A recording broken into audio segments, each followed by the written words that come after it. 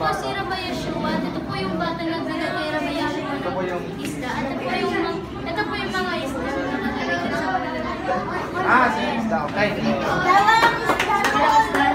No, yung mga isda. Tapos, ito yung basket. Okay. Okay. Wait. Oh, kayo, sunod. Ah. Bakit may kumakain na sa inyo? Sige, go!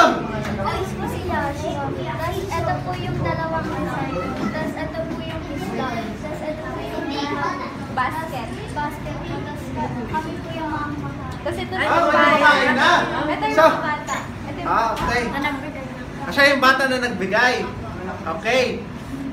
Wala po bang kumakain? Kayo! Sino? Kami po yung design.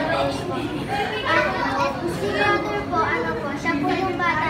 Tapos ito po yung isda. Malaking isda. Ha? Malaking isda. Ano to? Malaking isda. Tuna siguro to. Malaking isda. Ano yan? Balyer. Kasi ito po si Yasho. Ah, okay.